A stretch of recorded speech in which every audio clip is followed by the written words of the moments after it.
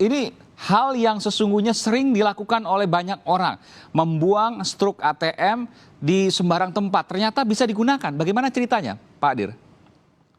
Betul sekali, Mas. Bisa kami jelaskan kronologis kejadiannya. Ya. Ini setelah kita tangkapnya, baru kita bisa mengetahui bahwa modusnya itu adalah mulai dari pengambilan struk. Berawal dari laporan nasabah yang merasa nasabah dari Sumatera Selatan yang komplain ke BPD Sumsel Bubble yang tidak merasa menarik uangnya sejumlah 1,5 juta pada waktu itu. Kemudian kita lakukan penyelidikan yang cukup panjang, kemudian terkendala dengan situasi COVID dan sebagainya. Pada tanggal 11 kita menemui titik terang, kemudian beberapa lalu kita berhasil menangkap dua pelaku yang berperan seperti yang disampaikan dalam uraian pertama tadi, bahwa satu mencetak rekening dan KTP palsu, satu sebagai yang pencari struk buangan dari nasabah yang saldonya masih cukup tinggi. Nah, mereka ambil kemudian mereka palsukan dan mereka bobol bank BPD Sumsel Bubble. Iya. Saya agak sulit untuk kemudian memahami bagaimana mungkin tadi Pak Adir mengatakan bahwa ada yang mencari struk ATM, dicari yang saldonya masih banyak, kurang lebih begitu ya. Lalu kemudian dari struk itu bisa berbuat apa? Kan tidak bisa berbuat apa-apa karena tidak ada nama juga di struk ATM, hanya nomor rekening juga mungkin tidak semuanya. Ketika ia mengirimkan transfer mungkin ada nomor rekeningnya, tapi kalau seandainya nomor rekening sendiri saya pikir tidak ada di struk ATM. Bagaimana kemudian hanya bermodal struk ATM itu bisa membobol bank? Betul, memang ini diketahui setelah kita lakukan penangkapan, mengerucut kepada pelaku, kita periksa dan hasil pemeriksaan itu bahwa yang bersangkutan mengambil struk dengan data yang ada nama, kemudian dia memeriksa data nama korban HH, Pak Hari, nasabah Bank BPD Sumsel. Dia mencari datanya di link KPU. Link KPU, datanya, umur, alamat, dan sebagainya. Kemudian dia membuat KTP palsu.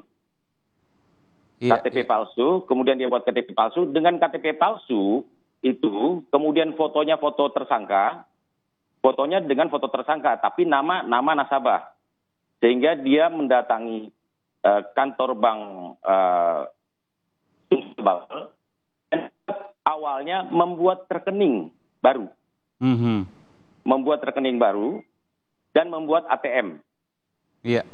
Nah, selang beberapa waktu kemudian dia menelpon ke Bank Sumsel dengan alasan dia mau menarik uang yang ada di rekening yang dia palsukan dari struk tadi, yang dia palsukan juga nomor tabung buku rekeningnya tabungan, tetapi dengan alasan dia tidak membawa ATM. Dari teller yang ada di Sumsel Bubble, bisa nggak saya menarik, memindah bukukan dari buku yang tadinya palsu dengan data palsu yang punya dia, pindah bukukan ke rekening satunya, tapi yang ATM satunya dia tidak bawa. Nah, kemudian dari petugas bank, oh ya bisa gitu, mengatakan bisa, kemudian datang dengan buku tabungan dan ATM palsu dengan yang dia bawa dengan foto tersangka. Petugas dari bank BPD Sumsel Bubble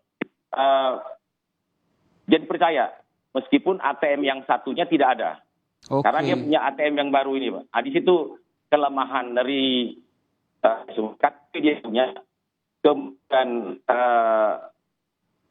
rekening yang seolah rekening asli dia buka dengan KTP palsu dia itu, fotonya tapi foto tersangka. Kemudian dia pindahkan, transfer ke rekening yang dia bikin itu. Demikian itu. Jadi sesungguhnya ini ada dugaan juga kelemahan dari pihak bank, karena memang tidak semua bank bisa seperti itu. Kalau tidak ada kartu ATM-nya kan di bayangan saya pasti akan ada pengecekan bertingkat dan lain sebagainya. Dan kalau seandainya dilakukan pengecekan bertingkat pasti akan tersaring di situ. Betul demikian, Pak Adir?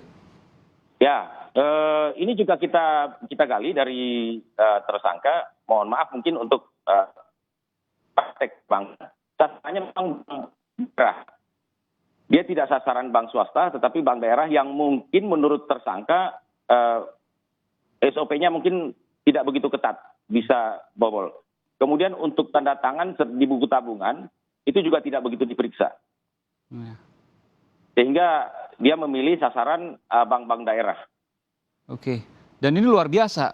Apakah ada mantan yang pernah bekerja di bank dari para tersangka ini? Karena ini tentu melakukan riset sebelum melakukan tindak kejahatan ini luar biasa.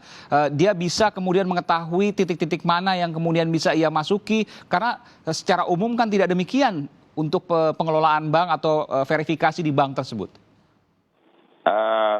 Dugaan ke sana juga mungkin ada, karena kami baru menangkap 2 tersangka dari 4 tersangka, 4 pelaku yang kami identifikasikan. 2 masih kami kejar, yaitu HO dan RO.